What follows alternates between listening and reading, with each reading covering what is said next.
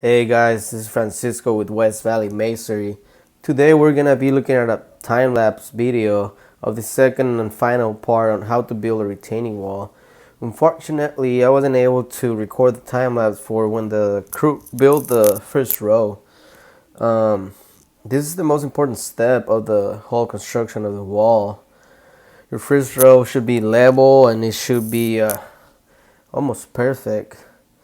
You can see me right there. I was helping my crew, making sure they get everything they need on the spot, so they could maximize the production and putting in the blocks. Um, as you can see, they were putting a block in the middle for each course. This is since this was a long run wall, it helps with sagging. Basically, when you put a block in the middle, you use a line tray, and then that will guarantee you that your string is not gonna sag anywhere. But yeah, the guys were kicking ass in this project. They were laying that block really fast. Professional guys here. One has over 15 years of experience, and the other one has probably 4 to 5 years of experience. You could see me right there. I was building a return on that section to end the wall right there.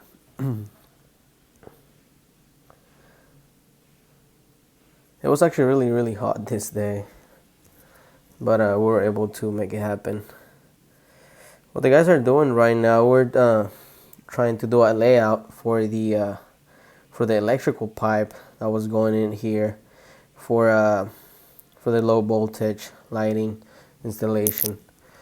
Everything is gonna be getting looped. So once the electrician connects everything to the timer, everything turns on and off at the same time. This one's gonna turn off at night and turn on during the morning, early morning. Yeah, right there you can see those boxes, just to so the wire could travel to those boxes and be connected to the actual LED lights that are gonna go in here. Yeah, right there, they were doing the last course. That's why they had to install that electrical pipe, half-inch, nothing crazy. This is just for a low voltage cable to travel. Yeah, right there you can see the guy with the level. He's making sure every block sits flush with the other one. You usually want to do this on the last course. It will make sure that your wall looks level and straight. I was just doing moving materials around, and like I said, it's always a good idea to have everything near where the masons are going to be putting up the blocks, because it's just really heavy block. Yeah, right there we're doing a little bit of cleanup here and there. This is the next day. We're getting ready to pour that wall, finishing up the last details, adjusting here and there. And then I was right there with the homeowners. We're just discussing a future project that they're gonna be interested in doing, which is an outdoor kitchen. Hopefully we can get into that and help them with that. Right there you can see we hired for this pour we did have to hire a concrete pump, just because it was going to be so much easier than having to pour by hand.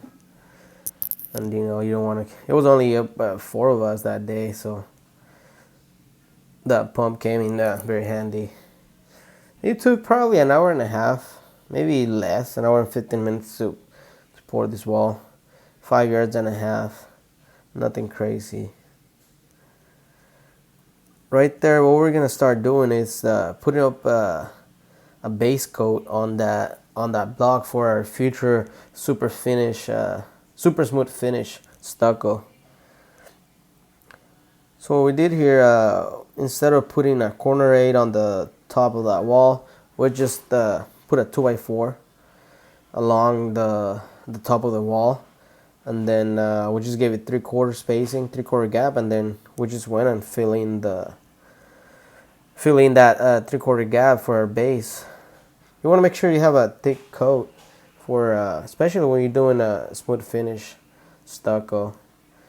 You want to make sure those lines of that block and all the joint marks don't show once that finishes down. So it's got to be really thick coat, just to ensure there will be no line showing or anything else like that.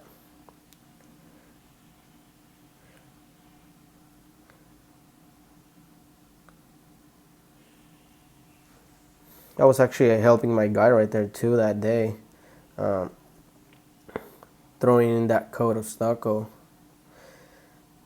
Even though it was 3/4, it went by fast. We were kicking ass that day as well. Yeah, you can see I just used that 2x4 on top of the wall. You know, give it off that face of that block 3/4 on each side, and you're set. You're good to go. No need for corner aid or nothing.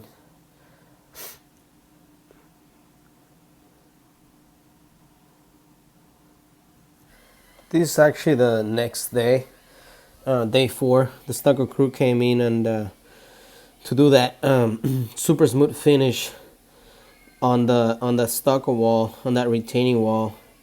This will complete the project. So you can see the crew's 5 guys, so they knock it out real quick. I think it took them 6 hours to do this, to finish the finish. The color for this finish is called the Shasta White from Superior Stucco. And it's very tricky to do this finish. It requires skill. But yeah, the guys are experts at what they do.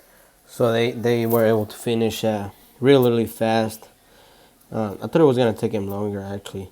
But anyways, guys, this is the end of the video. Thank you, and please like and subscribe.